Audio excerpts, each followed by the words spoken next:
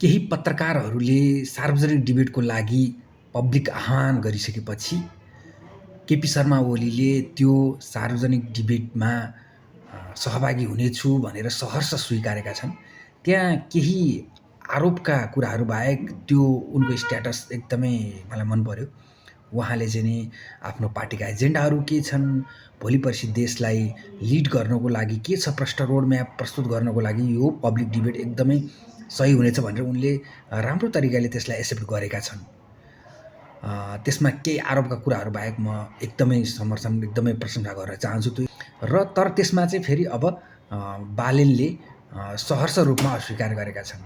त्यो देश जलाउने भन्ने एउटा माथिको आरोप छ, त्यसलाई चाहिँ देश जलाउने म होइन तँ चाहिँ हो भनेर चाहिँ तैँले स्वीकारिस् भन्ने टाइपले चाहिँ त्यहाँ एकदम आक्रोशित मुद्रामा चाहिँ लेखिएको छ। त्यो कुरा चाहिँ यहाँ चाहिँ आरोप लाउने भनेको चाहिँ राजनीतिक पुरानो संस्कार हो। अब बालेन जस्तो धेरै यङ्स्टर्सहरूले आशा गरिएको व्यक्तिले अब यो आरोप प्रत्यारोपको खेल चाहिँ बन्द गर्नुपर्छ मलाई जस्तो लाग्छ। किनभने देश कसले जलायो भन्ने कुरो प्रष्ट छैन। उसले उसलाई दोष लायो, उसले उसलाई दोष लायो, कसले गर्ला जलायो त? देश वास्तवमा कसैले जलाएको होइन, देश परिस्थितिले जलायो। देश एउटा आक्रोशले जल्यो, नेपाल आमाका सन्तानहरूले नै जलाए, कुनै विदेशी घुसपैठ त्यहाँ थिएन, त्यो परिस्थितिले जलाएको हो। त्यस कारणले गर्दा यसले र उसले भनेर अब यो राजनीतिक मुद्दा बनाएर आरोप प्रत्यारोपको खेल बन्द गर्नुपर्छ।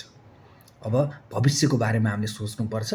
त्यो कुराहरूलाई एउटा ठाउँमा राखेर अब भविष्यको लागि हामीले कसरी योजना बनाउने, कसरी देश बनाउने भन्ने हिसाबमा अब अगाडि जानुपर्छ। र यो बालेनले फेरि यो आरोप प्रत्यारोपको खेल खेलेको त्यति राम्रो सुनिँदैन। र उनले चाहिँ डाइरेक्ट नै यो आतङ्कवादी कहिले स्वीकार गर्ने, आतङ्कवादी हुँ भनेर कहिले स्वीकार गर्ने भनेर अर्को त्योभन्दा अर्को ठुलो फेरि त्यहाँ एक्युजेसन चाहिँ लगाएका छन्। र अर्को कुरो चाहिँ अब यो पब्लिक डिबेटमा चाहिँ सँगसँगै बस्दाखेरि त्यो आतङ्कवादीकै हत्याराकै मतियार होइन्छ भनेर एउटा इलोजिकल कन्क्लुजन दिँदै त्यो आफ्नो कमेन्टलाई बन्द गरेका छन्। अब उनीहरूसँग बसेर देशको भविष्य बनाउने योजना, आफ्नो पार्टीको एजेन्डामा चाहिँ डिस्कस गर्दाखेरि कसरी चाहिँ हत्याराको मतियार होइन्छ त्यसमा चाहिँ कुनै एउटा लजिक्स भएन। त्यो कुरो भयो है। त्यो त्यस भएर त्यो अलिकति त्यति मन परेन। र अब फेरि बालेनको फ्यानहरूले फेरि त्यहाँ चाहिँ माथिको स्टेटसमा भन्दा कमेन्टमा बढी लाइक पुर्याउने भनेर त्यसमा पनि प्रतिस्पर्धा सुरु गरेका छन् होइन। अब यो गर्न सक्छन् 1,07,000को चाहिँ त्यहाँ कमेन्टमा लाइक देखिन्थ्यो भने माथि चाहिँ 43-44,000 कति हजारको लाइक देखिन्छ। अब वास्तवमा त्यो ठिक होइन, जेमा पनि वार गरेर जित्नै पर्छ भन्ने छैन। यो राम्रो कुरो हो, यो सकारात्मक पक्ष हो। पहिलोचोटि यो गरिसकेपछि यसमा चाहिँ दोस्रो तेस्रो आगामी चुनावहरूमा पनि यो एउटा कल्चर बसाल्दै जाने कुरा हो।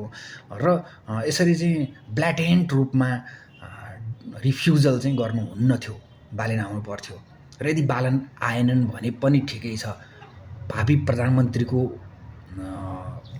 क्लेम गर्ने व्यक्तिहरू त छन् नि त, बाँकी प्रचण्ड पनि होलान्, केपी ओलीले स्वीकार गरिसके, गगन थापा आउलान्, हर्क साम्पाङ आउलान्, त्यसै गरी राजेन्द्र लिङ्गदेन आउलान्। यी व्यक्तिहरू जो छन् उनीहरूलाई चाहिँ नि राखेर भए पनि यो पब्लिक डिबेटको डिस्कोर्स चाहिँ अगाडि बढाउनुपर्छ जस्तो मलाई लाग्छ। हुन त बालेनले त्यो पब्लिक डिबेट भन्दा पनि अरू सशक्त माध्यमहरू जनतासँग पुग्नको लागि मसँग छ भन्ने आधारमा पब्लिक डिबेटमा पार्टिसिपेट गर्दिन भनेका होलान्। ठिकै छ, उनको निर्णयलाई पनि सम्मानै गरौँ। र तर अरू जुन क्यान्डिडेटहरू छन्, प्राइम मिनिस्टेरियल क्यान्डिडेटहरू, उनीहरूले चाहिँ सहर्ष स्वीकार गरेर त्यहाँ आउनुपर्छ। किनभने फेस टु फेस लाइभ ब्रोडकास्टमा चाहिँ जनताहरूसम्म पुग्न सक्ने र आफ्नो प्रष्ट भिजन, मिसन र लङ टर्म गोलहरू चाहिँ राख्न सक्ने यो जस्तो राम्रो र उत्तम प्लेटफर्म अरू हुन्छ जस्तो मलाई लाग्दैन।